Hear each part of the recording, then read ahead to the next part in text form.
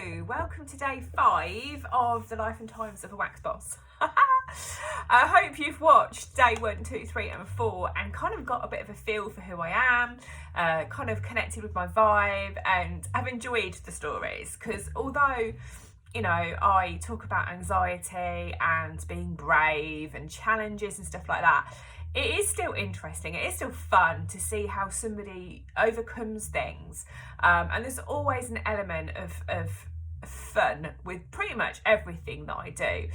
You know, even when something is presented itself as a bit of a challenge, it's kind of fun to know that you've overcome it, do you know what I mean? So today I want to kind of talk to you a little bit about how I got really started with my Scentsy business, and how I used the combination of working online, on social media, and actually predominantly Facebook, and how I then used borrow baskets and try me baskets and borrow bags and try me bags, how I use those to actually grow and network my business, because I think it's quite interesting. Again, it's just another story, but I think it's quite interesting because for me it was a completely different concept of how to actually, if you want to call it, sell a product, how to actually sell a product. So first of all, let me kind of just sort of tell you a little bit about where Scentsy was in the UK in 2016 and how new it was, because what you might know of Scentsy like today in 2022, whole different ball game. In 2016, when I joined, from listening into the Region 1, so our American head office, their training calls every couple of weeks, they used to give us stats of like how many consultants were in the UK and stuff like that. And back then, when I joined, there was about 2,000 and 2,000 to 2,500 consultants. And not all of those consultants were like actively working their businesses. Some of them had joined and done nothing. Some of them had joined and were doing really well. Some of them had joined and just kind of dipping in and dipping out. So really, and I didn't know at the time that wasn't many. I didn't really grasp the concept whatsoever. But now looking back, I know that was just so few consultants, just so few. For the whole population of the UK, 2 to 2,500 is just nothing. Do you know what I mean? So right at the beginning when I joined, I hadn't ever heard of Scentsy other than following this lady. And I never really picked up the word Scentsy. I mean, I saw it, but I didn't really know what it was. And it wasn't until I had the conversations I had with her, and then obviously joined, that I really kind of realised, you know, what Scentsy is and how it works and what the brand's all about. But prior to that, if somebody said, well, what is Scentsy? I wouldn't have had a clue. So the brand was really kind of like unknown in the UK, especially like when I first started, loads of people would like talk to me and I'd be going, oh, you know, Scentsy, and they were like, what's that? And they thought I said sexy half the time. I was like, no, it's not sexy, it's Scentsy. Well, what is that? And then that would lead me into the kind of conversation to explain, well, what actually is Scentsy?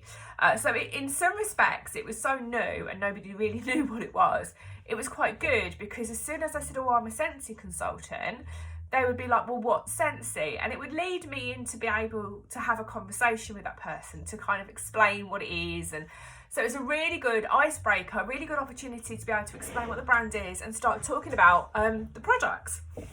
However, because it was so unknown, people didn't really know about the brand enough to possibly know, like and trust it, because know, like and trust is like the foundation of any business. You know, when you set up any business, there has to be an element of time where somebody gets to know you, they get to like you, and then they get to trust you. And when they've done all of those three things, they're more likely to purchase from you or refer you and all that kind of stuff.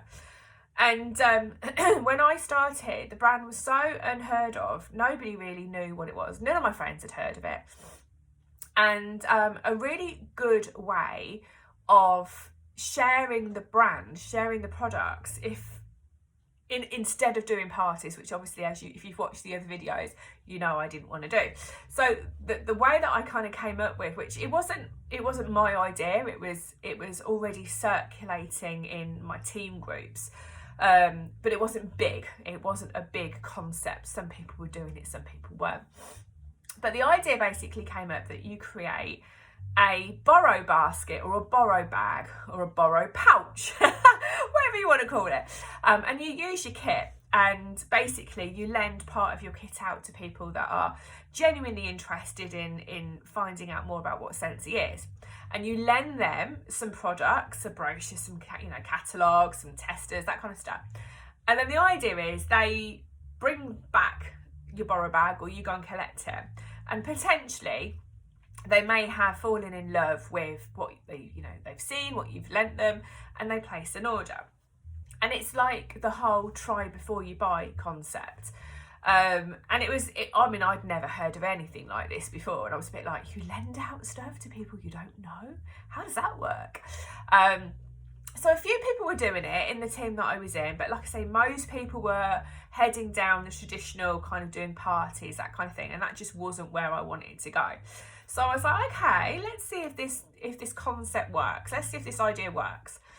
And basically what I did, this is such a long time ago now. Basically what I did is I got my kit, and I had the £85 kit, which every single day of the year is the best kit we have ever been able to offer people when they join. There's lots of join offers that come up in the year, but if somebody says to me, listen, which is the best kit, it's the £85 one. Mainly because it's massive, it's massive. It's full of so many products that it gives you so many more opportunities to showcase the products, the brand, and to be able to lend it out, do events, doing parties, doing shows, doing home things. So it's a bigger kit. So it almost kind of catapults you into being able to take up every opportunity that comes your way. So I had the £85 kit. So I had 2 warmers. I had Buddy, I had wax bars, I had scent pack, car bar, oh gosh, you name it. I had a bit of everything. Loads of catalogues, loads of brochures, all sorts of flyers and samples and whatevers. So what I did is I bought 2 kind of like what my husband would call like very quintessential English countryside sort of thing, 2 wicker baskets, the ones with the handles. I bought 2 of those, and I also bought 2 little what I call like travel cases. When you go away and you put all your toiletries in like one of those bags that are like clear plastic inserts, you roll it up and you hook it on the back of the door. So I created 2 baskets and 2 pouches, and what I did is I took my kit and I split it up into 4 piles.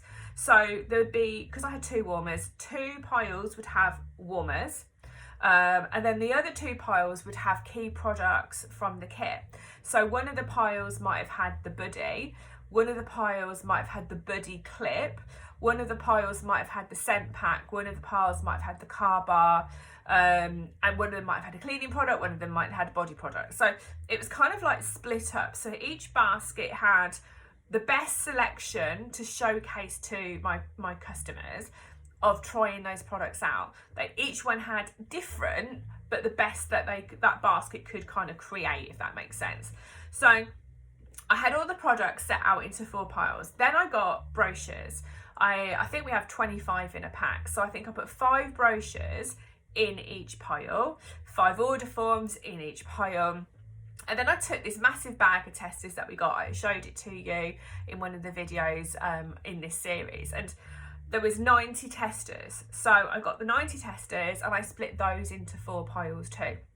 And what I did with those is similar scent categories. So if there was something that was really fresh, really clean, and there was others that were really fresh, really clean, very like laundry kind of scents, I used to split those up. So there would be one of those each in each basket.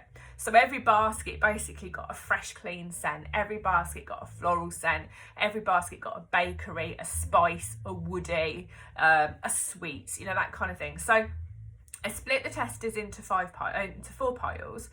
And basically it created borrow bags and borrow baskets. So the 2 baskets I had contained the warmers. and the 2 pouches I had kind of contained everything else other than a warmer, but it was a really good introduction into Scentsy. And then what I would do is I would put some, like, because of my wax, I would make some samples for the warmers, and basically what I would do is I'd go onto my social media page and I would basically say, listen, if anybody's interested in trying Scentsy, you know, just let me know. I've got a borrow bag or a borrow basket I can lend you for a few days. You can try it, see what you think, give me some feedback. If you want to purchase, great. If you don't, that's fine, it's not a problem. So I kind of used my social media presence initially to gauge some interest. And before I kind of knew it, everyone was kind of like, oh, yes, please, yes, please, yes, please. And I literally, these 4 baskets and pouches were constantly out, in, all the time. And it was really, really cool because, you know, most of the time, 9 times out of 10, they were coming back with orders. And I remember somebody in my upline saying to me, oh, you do know this is harder work than doing a party, don't you? Because you've got all these individual people that you're dealing with. I'm like, yeah, but this is more personal. This is more me getting to know my customers, building relationships. It's more personal, and hopefully it should work. And obviously it did. Okay, it might have, you know, meant a little bit more running around for me initially, but it paid off because like I say, 9 out of 10 people would you know, give me back the basket with orders, and not just for themselves. You know, people were sort of sharing the basket, taking it into their workplace, taking it around their cousins, their mums, their sisters, their aunties. They were actually starting to collect orders from other people that they'd shown the basket to. Yeah, so it was fantastic how it kind of started that way. And then when I kind of had them all back in, and maybe it went a little bit quieter for a week, again, I would go back onto social media and I'd take a photo of my baskets, because I've got to admit, they looked pretty. I would have wanted to borrow one, let's put it like that. And I know that because I'm a shopper and I worked in retail and all that kind of stuff for years, and merchandising and shop windows and all that kind of stuff, I knew they looked good. So like for me, I would have borrowed one. So I'm kind of a good gauge for myself for that. So I used to take photos, pop a photo on social media and sort of say, you know, oh, listen, my basket's back in, who'd like it next? And then lo and behold, within a few minutes, people go, oh yes, please, if that's okay. It was really interesting because initially the concept really grabbed me because I didn't want to do parties. So I was like, aha, now I've got an alternative. Like, I didn't realise there was that as an alternative. So I was like, well, that really works for me because it gets me out of the house. I go to different places in Northampton, which is my hometown. I get to see different places. I get to actually have a conversation with people. I get to see who's borrowing the basket. I get to build that relationship. And all of those things are really good for me. They're good for me with anxiety. They're good for me getting out of the house. They're good for me to have a purpose. And again, I'm much better on a one-to-one basis. So it all really, really worked for me. What I loved from it as well is their faith. When I used to drop off a basket, some people would say, well, how much do I owe you? I'd be like, owe me for what? And they were like, well, how much, you're giving me this basket? I'm like, yeah. And they're, in their mind, they're thinking, but how do you know I'm not going to nick this? How do you know I'm not going to like not give it back to you? But what was really interesting is pretty much everybody that initially had baskets and borrow pouches from me, they were known to me. They were a friend or an associate or a family member. So initially it didn't even cross my mind about trust and, you know, are they going to give it back and is anything going to be missing? Because they're friends and family, I wouldn't expect that to happen. And then what happened was, because they then went on to purchase, they would talk about it to the people that used to come around their houses and walk and go, oh my God, what's that smell? Oh, that's really pretty. Where did you get that from? And they'll say, well, Elena. And then I would have a referral. So I would know that the person that was referred to me from a friend. So if they're friends, in theory, that person should also be trustworthy and honest. So I didn't really have any issues lending anything out to anybody. And the good thing with social media is if you, not it didn't work with everybody, but 9 times out of 10, if you want to go and check out their profile, you can normally see a little bit to gauge if you think that person's trustworthy or not. But I was really lucky. I never had anything broken. I didn't have anything stolen, you know, anything like that at all. Never have in 6.5 years. So I've been really lucky with that. And it was just interesting and a nice concept to have discovered, really, because, you know, like I say, with anxiety and me not wanting to do parties, there was that element where I was thinking, well, how am I going to make this work? How am I going to reach brand new people? And because it is a fragrance brand, I will always say this, and it was said to me, you need to get it under people's noses, Elena. People need to smell it, they need to touch it. And it always reminds me of when I used to work in retail. I would merchandise an area, and as I'm putting stock onto like rails and racks and what have you, if something caught my eye and I thought, oh, I like that, I would always touch it. And I would probably take it off and just put it up against myself and look in the mirror, because there's that connection. You know, when you see something that looks good, you automatically want to touch it. You want to have that emotional sensory connection with it, and it almost empowers the desire that you have over having that product. And it's just the same as Scentsy. You know, we can talk about fragrances, we can describe fragrances, we can showcase warmers and all sorts of things on social media, and they look gorgeous. But there's nothing like actually sniffing and smelling and touching and experiencing scent and fragrance to get that real connection. So it was amazing for me to be able to start my business that way. And I literally, for a good 2 years, ran my business that way.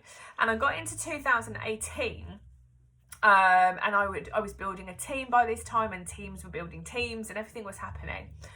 And I thought my baskets had slightly dropped off a little bit, just slightly dropped off a little bit. And I was in one of those moments where I was thinking, right, what can I do now? Because you can't just stay doing what you were doing 2 years ago. You know, if you want to progress in business, if you want to, you know, make sure that you're current, that you move with the energy of the business, then you have to be able to take on new ideas and try different things. And I, obviously, like I said 100 times, I didn't want to do parties. So I kind of decided, I'd watched somebody local to me do open house events. She was a Scentsy Consultant, not on my team. And she was doing really well. And I was like, how would I do that? And really lucky for me, I have a studio that is in my garden. I have a side entrance that's separate. And I was thinking, actually, I could potentially do this. And that kind of led me to looking into open house events, and I'll talk about that on another video.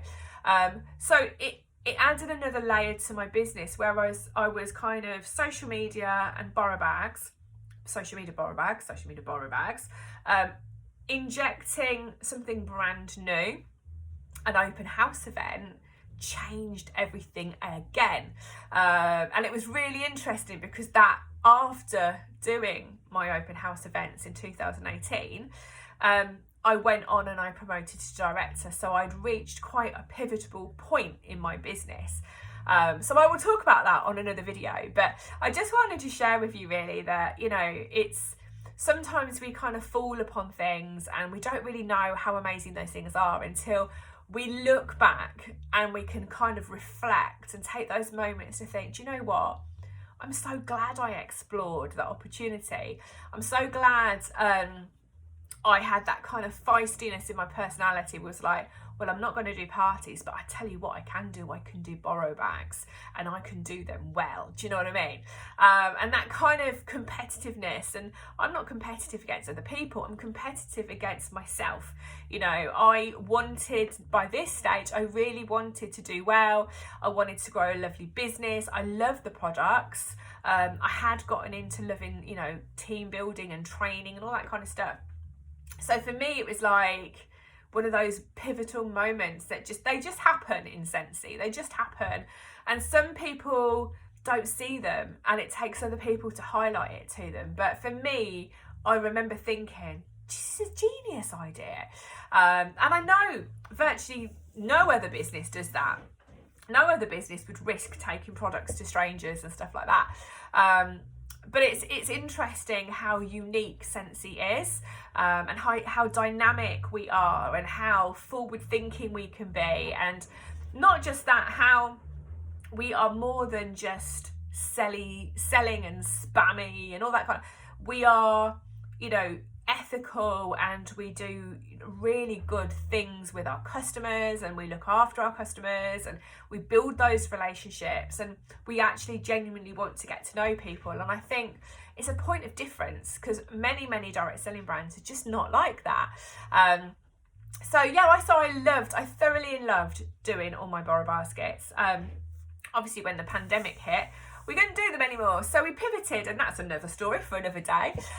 So, you know, things do change, but, you know, it was such a great concept, and it really worked for me, and it really changed my business. So thought I'd share it with you. So thank you for watching today. As usual, if you like this video, pop a little like on, a little thumbs up. If you haven't yet subscribed, please subscribe. And maybe you want to share it. Maybe there's people that you know that you think, oh, actually, do you know what? She'd love that, or he'd love that.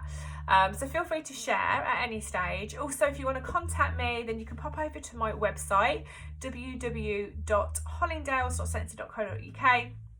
Find the contact me tab and just pop me a message. Or you can follow me on Facebook, Hollingdales Home Sense. So be nice to catch up with some of you that have watched these videos and hear what you've got to say, some feedback. Let me know what you think. And if you've got any questions, obviously reach out and ask me. Have an amazing rest of your day. Take care.